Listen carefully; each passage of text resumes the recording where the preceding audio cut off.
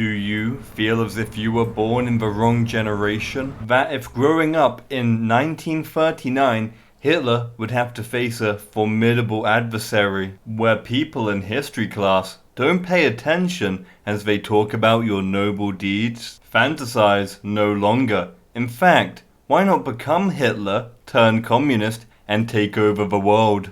Hearts of Iron 4, effectively a World War II simulator for young armchair generals to test their prowess of strategically taking over Europe. I must warn you, is your frontal cortex that of a Neanderthal? Is your IQ only 2 digits? If so, you might not enjoy this game like these unintelligent schmuck. This game's learning curve is unsettling.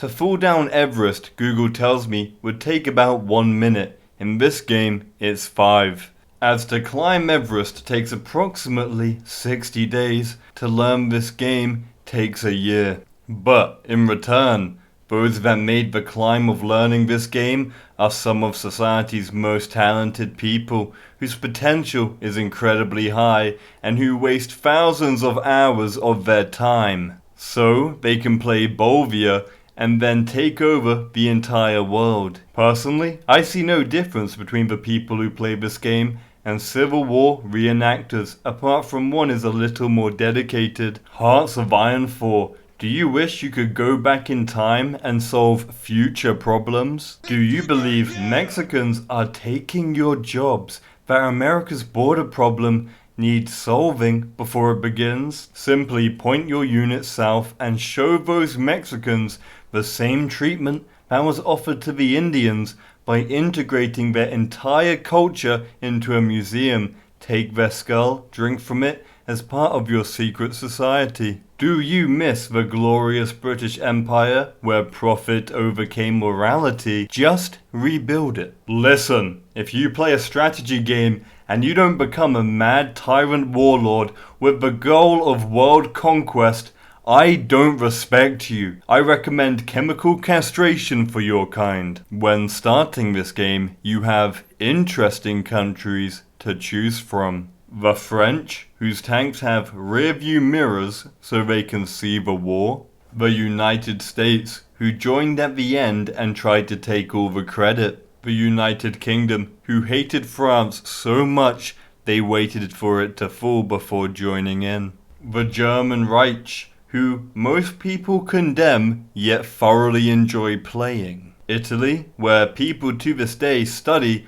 on how a country could be so inefficient. And Japan, where 2 neighborhoods collapsed due to a slight raise in temperature. Or the Soviet Union, who managed to kill 20 million of their own people. Now, you might be upset that your country wasn't interesting, but at least they're on the map.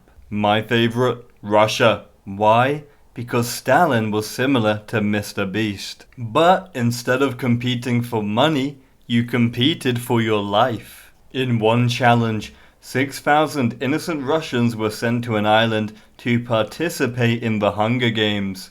Want to know more, huh? I'll help you put the rest together. It was called Cannibal Island. What is this?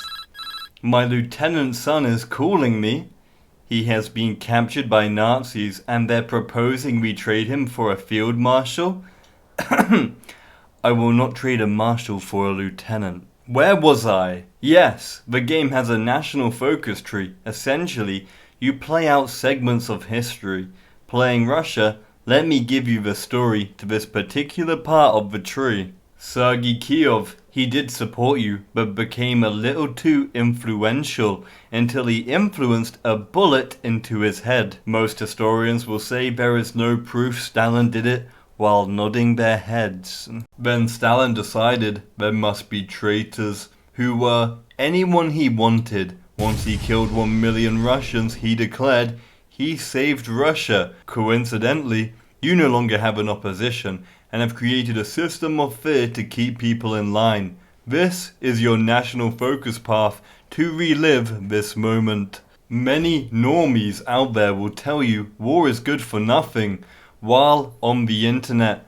This leaves me with an internal dilemma. If war brought about the internet and removed segments of the boomer population, what else does war offer me? When should you start the game? 1936, as building a industrial military complex takes time, and a strong economy equals more guns, which equals more dead enemies. On top of that, you have important information. Listen closely. Political power, war support, manpower, fuel. Want to know more? Go read the fucking tutorial. For to explain to you how to play this game would take me too long. Did I do this? No. I sat on my friend's lap who spent over 800 hours on the game. He held my hands and taught me how to play. It wasn't fun, as after each battle we won, I felt something. For you, this could be Tommykay. He is reasonable and a well put together man. Yes, she always hits me. I'm always getting hit by her. Like yesterday, she wants to give me a hug. I'm like, oh, and she laughs her ass off. She's the devil, man. Was ist das für ein Luppenspiel, ey? So ein dummes Spiel. That aside, in old times, battles were not too intense, but over time, battles have become something to admire, with devastating character movement, thousands of AIs. This game, however, is an exception. It's like nothing I've ever seen. Are you ready? This is it. Bloody brilliant, huh? The only strategy that I know of is bombard the area with planes and encircle people. Believe it or not, once you figure this game out, this battle will give you an overpowering sensation of dopamine, as after getting creamed by the same country over and over, it will suddenly click. And after it clicks, you can't go back. The next thing you know, you're a vicious adrenaline junkie whose muscle memory is perfectly formulated to the meta, allowing you to style on your enemies. Before you know it, you're on the list of the top 10 generals and you're still hungry. So, you download the mods, leave the regular boring world behind, tell your family, I have caught the version bug, I'm failing all my classes, I've grown into a symbol of body positivity and my future looks worrying, and play the Star Wars mod. Similar to Skyrim, this game never goes out of date, because the solution to when you get bored is, have you modded it even more? With this upcoming recession, it's important we all work together to make these darker times easier upon one another. Paradox Development Studios felt the same way, giving you a 10% discount. So, to actually experience this game, it will now only cost you £135. Aren't you a lucky sod? I recommend getting the Xbox Game Pass, tricking your rich friend to buy it, then playing in his lobby where you can download them all and play them for free as long as your friend is in the game. But I personally find these social parameters personally to be a complete violation to my human rights. I do not enjoy being forced into human interaction. As a complete degenerate, I wish to be left alone, unjudged for my unique lifestyle. Thanks for watching, like and subscribe because I am a small channel.